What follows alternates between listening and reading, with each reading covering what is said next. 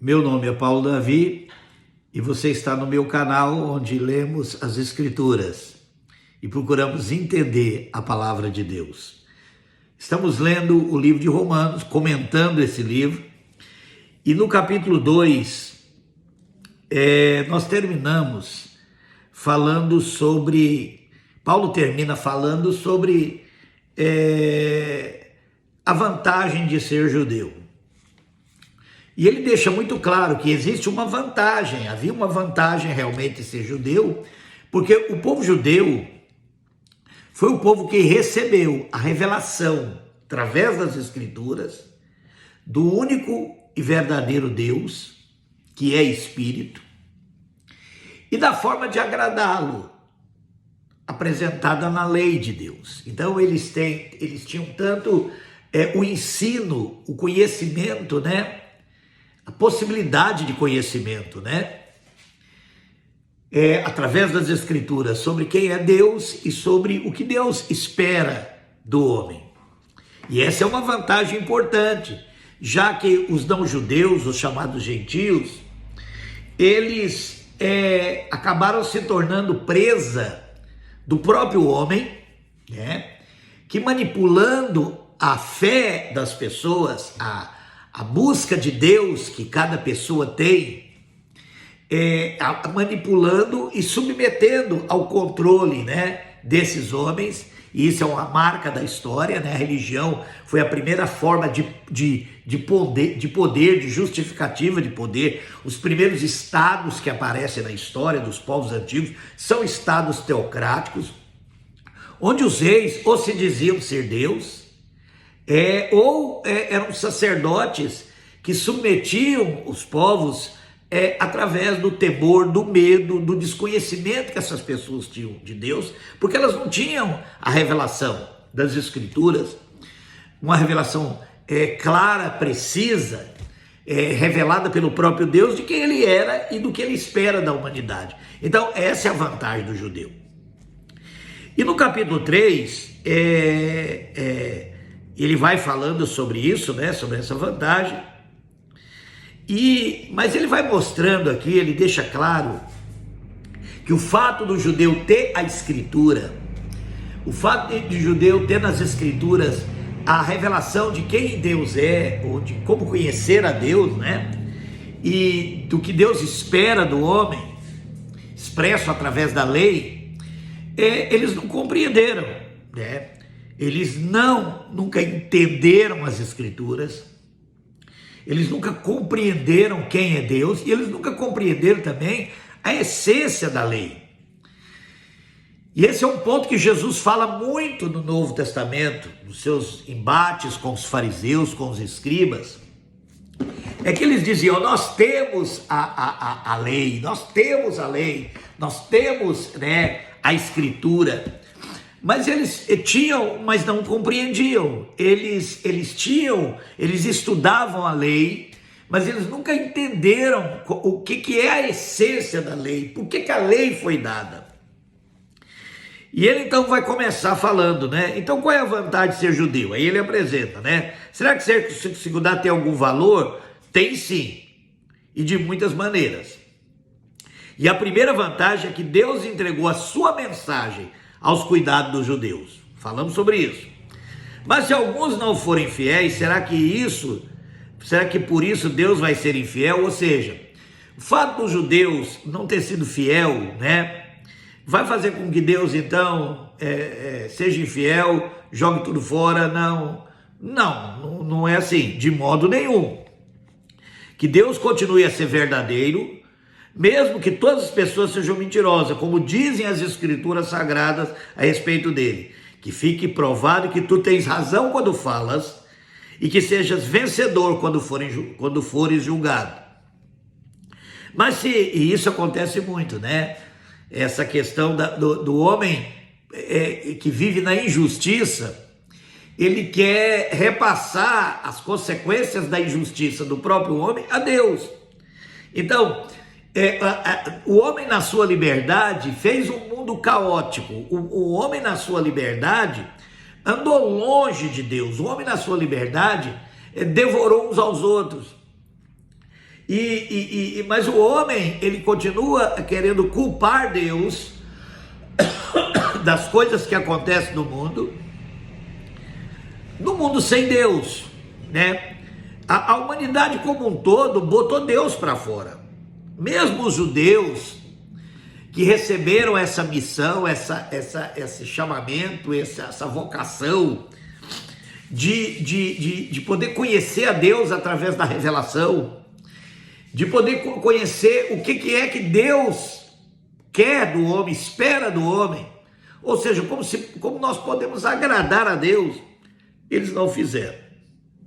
Mesmo tendo as Escrituras, mesmo tendo a revelação que está nas Escrituras, eles leram as Escrituras, eles estudaram as Escrituras, mas nunca compreenderam. E aí Paulo vai falando, olha o que Paulo diz: mas se as injustiças que cometemos servem para mostrar que Deus age com justiça, e esse é um ponto também que Paulo trata muito, a justiça de Deus, e que a religião sempre associa com castigo, né? Porque quando a gente fala Deus é amor, sempre tem alguém que fala, mas Deus também é justo. E Paulo vai mostrar no livro de Romanos como opera a justiça de Deus diante da injustiça do homem. Nós vamos ver isso no capítulo 3. O que é que podemos dizer? Que Deus é injusto quando nos castiga? Eu falo como as pessoas costumam falar. É claro que não. Se Deus não fosse justo, como poderia julgar o mundo? Mas digamos que a minha mentira faz com que a verdade de Deus fique mais clara. E esse é um ponto importante, porque isso vem da forma como nós compreendemos como Deus atua dentro da sua onipotência, né? Alguns dizem Deus tem tudo sob controle. E isso é preciso a gente entender o que significa isso, né? Quando a gente fala que Deus tem tudo sob controle, não significa que Deus é que determina, é que manda, é que está por trás de todas as ações que acontecem no mundo. Nós sabemos que não. O mundo é uma construção do pecado humano. Agora, isso só acontece porque Deus permite. Essa permissão de Deus está relacionada ao fato de Deus ter criado o homem livre. E de que na ética de Deus, Deus não vai violar essa liberdade. Ou seja, Deus não impede o homem de fazer o mal. Deus não impede o homem de fazer o mal, mas o mal que o homem faz é responsabilidade dele. E à medida em que o homem constrói esse mundo de mentira, a verdade de Deus fica cada vez mais clara. É isso que o apóstolo Paulo está dizendo. Aumentando assim a glória dele, de Deus. Nesse caso, por que é que devo ainda ser condenado como pecador? Então, por que não dizer façamos o mal para que desse mal venha o bem? Na verdade, alguns têm me caluniado dizendo que eu afirmo isso, porém eles serão condenados como merecem.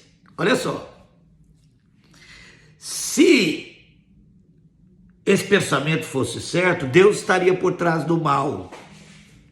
E Deus não está por trás do mal. O mal é uma consequência de escolhas humanas. E nessas escolhas humanas está a essência do pecado.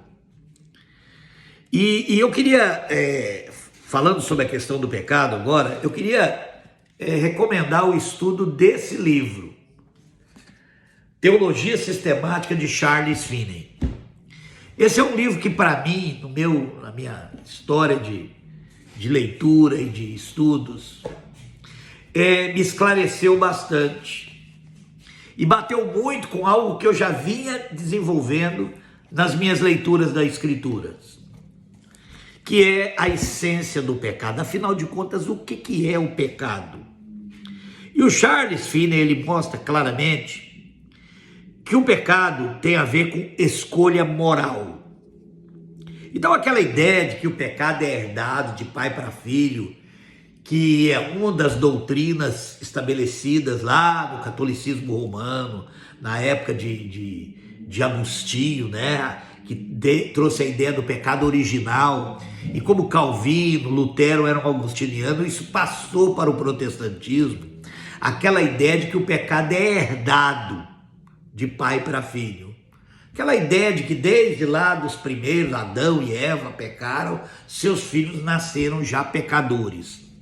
E essa é uma ideia totalmente contrária ao princípio de que o pecado é uma escolha moral.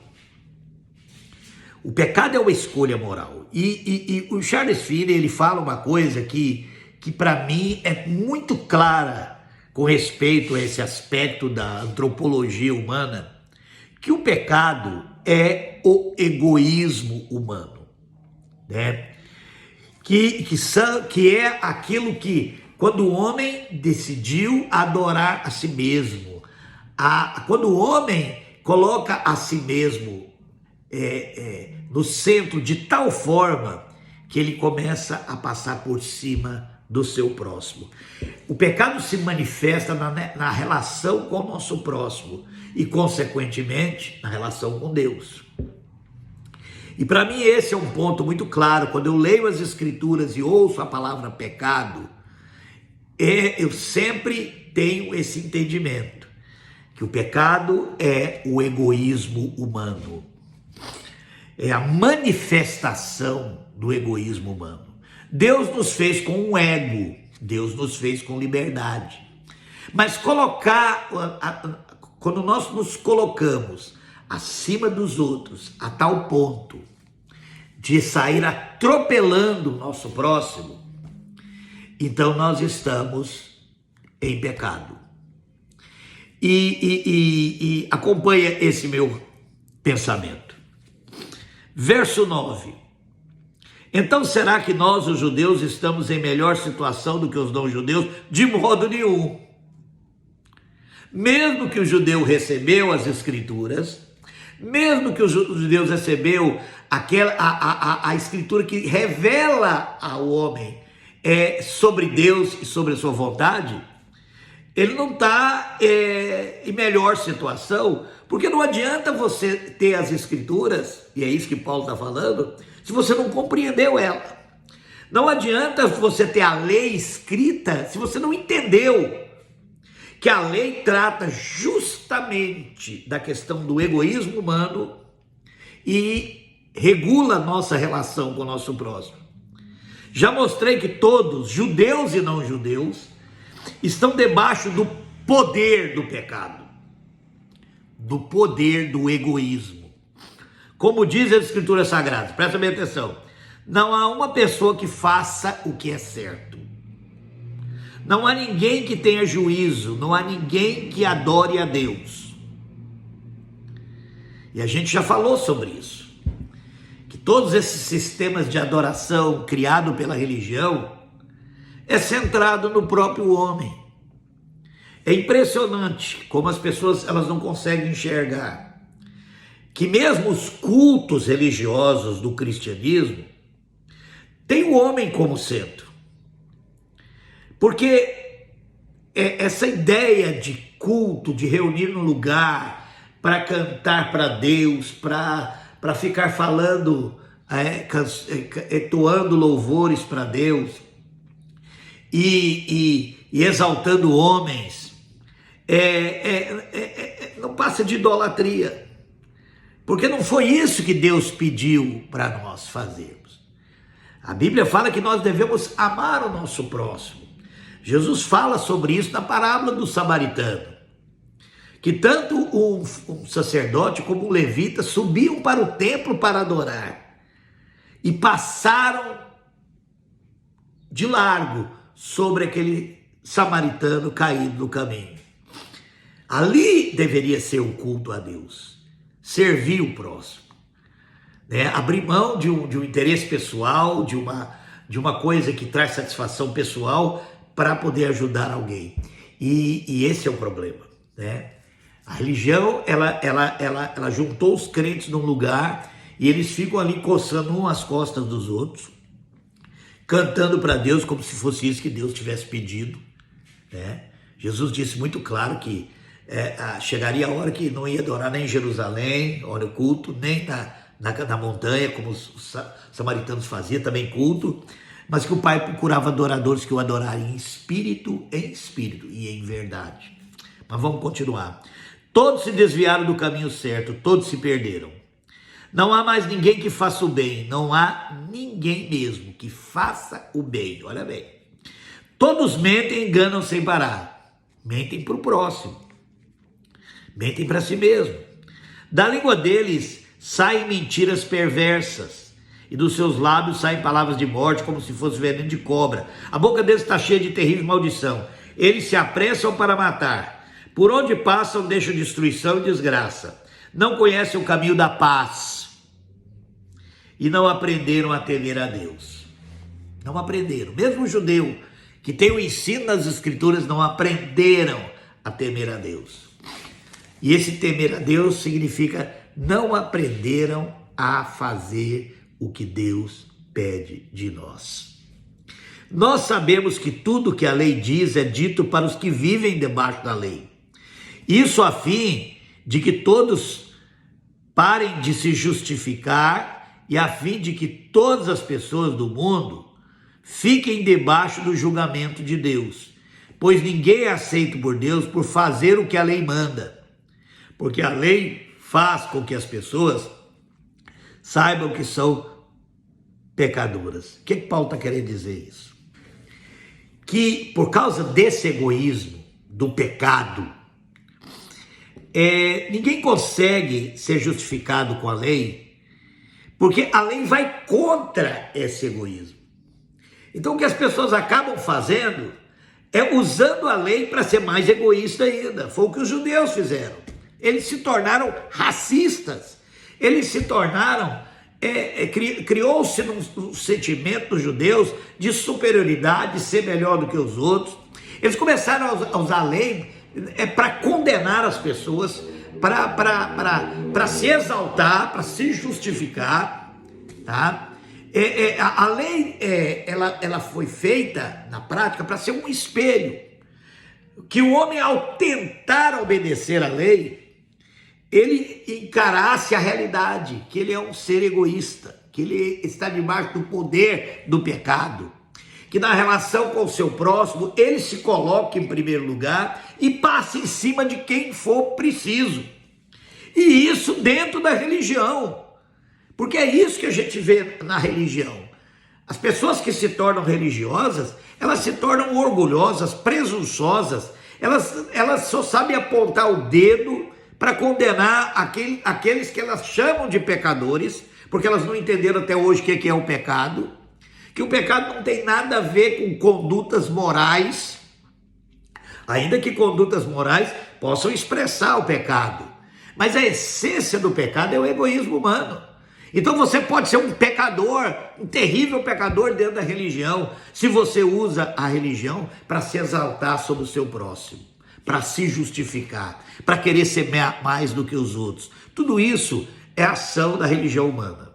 Quando você usa a religião para tirar favor pessoal, para buscar glória para si mesmo, para se exaltar através da religião, é isso que nós estamos vendo, para ganhar dinheiro com a religião.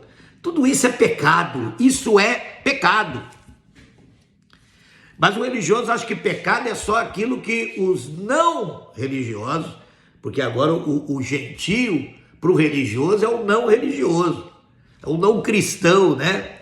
Então existe agora, então o cristianismo acabou fazendo a mesma coisa que o judaísmo fez, mostrando que é uma religião como qualquer outra, onde ao invés de compreender as escrituras, entender a palavra de Deus e compreender a real natureza do pecado e o que é a justiça de Deus, eles não fizeram. Eles começam a usar até o Novo Testamento como o fariseu usava o Velho. Como os escribas e fariseus usavam o Velho Testamento no tempo de Jesus, o chamado cristianismo está usando o Novo. Ou seja, eles dizem, nós temos o Novo Testamento, nós temos o Evangelho, nós temos Jesus, mas eles fazem isso para passar por cima das outras pessoas. Então eles nunca compreenderam. Mas agora Deus já mostrou, verso 21, mas agora Deus já mostrou que o meio pelo qual ele aceita as pessoas não tem nada a ver com a lei. A lei de Moisés e os profetas são testemunhos do seguinte: Deus aceita as pessoas por meio da fé que elas têm em Jesus Cristo. E assim que ele trata todos os que creem, pois não existe nenhuma diferença entre as pessoas. Todos pecaram e estão afastados da presença gloriosa de Deus. Mas pela graça e sem exigir nada, Deus aceita todos por meio de Cristo Jesus, que os salva. Deus ofereceu Cristo como sacrifício. Aqui ele está usando uma linguagem judaica, da questão dos sacrifícios lá do tabernáculo, do templo. Deus ofereceu Cristo como sacrifício para que sua morte na cruz, Cristo se tornasse o meio das pessoas receberem o perdão dos seus pecados pela fé dele. É assim que Deus trata o problema do pecado. Ele perdoa o pecado. Já que o homem se tornou escravo do seu egoísmo e ele não pode fazer nada para mudar isso, então Deus, de forma poderosa, jogou toda a culpa do pecado, falando em linguagem simbólica, né? Em Cristo. Cristo tomou sobre si o pecado de todos nós. Ele assumiu a culpa de todos nós. E ao morrer na cruz, ele revela para o mundo que tomou a condenação sobre ele, para que nós pudéssemos ser perdoados. Ou melhor, por que nós fomos perdoados, né? Isso é um ponto importante. Ele fez isso porque Deus já nos tinha perdoado. Isso foi uma manifestação do perdão de Deus. Deus quis mostrar com isso que ele é justo. No passado ele foi paciente e não castigou as pessoas por causa dos seus pecados. Mas agora, pelo sacrifício de Cristo, Deus mostra que é justo. Assim ele é justo e aceita os que creem em Jesus. Será que temos motivo para ficar orgulhosos? De modo nenhum. E por que não? Será que é porque obedecemos a lei? Não, não é, porque nós não obedecemos. E por que cremos em Cristo? É porque cremos em Cristo. Assim percebemos que a pessoa é aceita por Deus pela fé e não por fazer o que a lei manda. Porque não temos como fazer o que a lei manda. Porque nós, egoístas, até quando obedecemos alguma coisa, nos sentimos melhor do que os outros. E usamos isso para condenar os outros. Ou será que Deus é somente Deus dos judeus? Será que não é também Deus dos não-judeus? Claro que é. Deus é um só e aceitará os judeus na base de sua fé e também aceitará os não-judeus por meio da fé que ele tem. Será que isso quer dizer que por causa da fé nós tratamos a lei como se ela não valesse nada? Não, de modo nenhum. Pelo contrário, afirmamos que a lei tem valor. Por quê? Porque o grande mandamento, a lei, se resume, segundo Tiago, em amarás o teu próximo como a ti mesmo. E eu quero terminar com isso. Quando nós pensarmos na lei de Deus, não na lei de Moisés. Porque a lei de Moisés é uma regulamentação que Moisés criou para efetivar não só o culto do Velho Testamento, tabernáculo, mas também as relações com o nosso próximo.